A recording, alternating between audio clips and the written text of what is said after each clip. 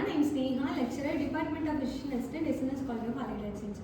Today we are going to see about design thinking based class on calcium channel blockers. Before entering into the topic, let me explain what is calcium channels. Calcium channels is a protein present in cell membrane which allows calcium ions entering into the cell. Calcium channel blockers blocking the calcium ions entering into the cell. It leads to vasodilation and also reducing cardiac workload. Students will explain one by one. Soumya will explain the definition of calcium channel blockers. Definition: prevent calcium from entering heart and blood vessel cell. It allows blood vessel to relax and widen. Calcium channel blockers are also called as calcium channel antagonist or calcium antagonist. It helps it prevents the calcium ions entering from heart and blood vessels. It allows the blood vessels to relax and widen, which leads to lowering the blood pressure. Next, calcium channels will be explained by Harshini. A calcium channel is a protein in the cell membrane. It has three types: L type, T type and N type. Calcium channels is a protein which is present in outer covering membrane of a cell, which allows calcium ions entering into the cell. There are three types of calcium channels: L type, T type and N type. L type means long lasting type. It present in the all neurons and also heart and blood vessels. And next one is T type. T type is called as transient type. The third one is N type, neuronal type or neither L or T type. These types of calcium channels present in heart, blood vessels and neurons, which helps for cell signal transmission. By blocking these type of calcium channels, we will reduce the blood pressure and also cardiac workload.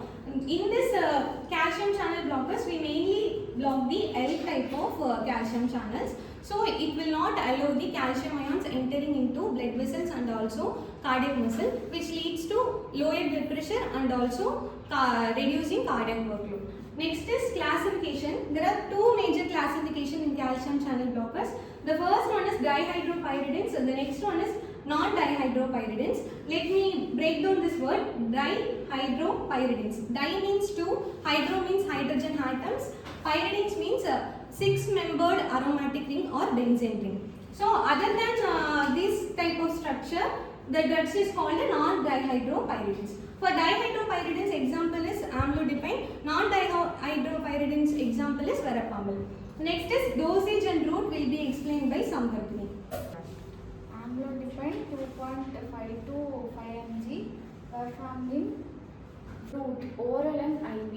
For acute conditions, we will give oral route. For emergency conditions, we will prefer IV route for immediate action. Next is dosage. Dihydropyridines, amlodipine 2.5 to 5 mg. Once a day. We will give according to the patient condition. Next is non-dihydropyridines, verapamil 80 to 120 mg. thrice a day. Next is mechanism of action. Vasodilation, reduce cardiac contractility, reduce heart rate.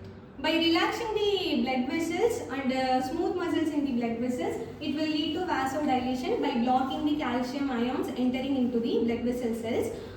Because calcium ions will cause contraction. So by blocking these calcium channel ions, it will lead to vasodilation, widening of a blood vessel. It will reduce the blood pressure and also improve the blood flow. Next is reduced cardiac contractility. By blocking the calcium ions entering into the heart muscle cell, it will reduce the heart muscle contraction. So automatically the contraction will reduce, then the heart rate will reduce. For increased heart rate, increased heart muscle contraction and increased blood pressure patient, we will prefer the calcium channel blockers. Next is pharmacodynamics will be explained by Neelavi. Vasodilation, negative inotrophy, negative chronotrophy. By reducing the calcium ions entering into the blood vessel cells, it will lead to vasodilation. It will lead to lower blood pressure. Next is negative inotropy. By reducing the contraction of heart muscle, it will give a negative inotropic effect. By reducing the contraction, it will automatically lead to reducing heart rate level. So it is a negative chronotropy effect. Next is pharmacokinetics will be explained by Yogambika. pharmacokinetic, absorption oral, distribution by distribution, metabolism, hepatic metabolism, elimination, renal excretion. By giving oral route, the absorption will occur in the oral cavity. Distribution is wide distribution throughout the body, including neurons, heart muscle cells, and also blood vessel cells. Next is metabolism occurs in liver. The chemical reactions occurs in liver. Next is elimination will be carried by kidney. The kidney will eliminate the waste substances. Next is indications will be explained by Mayurashri. The first indication is hypertension. By producing the vasodilation effect, it will reduce the blood pressure. So for hypertension patient, we will give calcium channel blockers to reduce the blood pressure. Angina. By reducing the cardiac workload, it will reduce the chest pain. So for angina patient, we will provide calcium channel blockers. Next, arrhythmias. The calcium channel blockers reduce the heart rate and also heart muscle contraction, heart workload. So angina and arrhythmias patients, we will provide calcium channel blockers. Raynaud's phenomenon. In Raynaud's phenomenon, the peripheral blood vessels constrict and reducing the blood flow in the peripheral regions. By giving calcium channel blockers, it will dilate the blood vessels and widen the blood vessels. It will increase the blood flow. So for Raynaud's phenomenon patients, we will provide calcium channel blockers. And the last, coronary artery disease.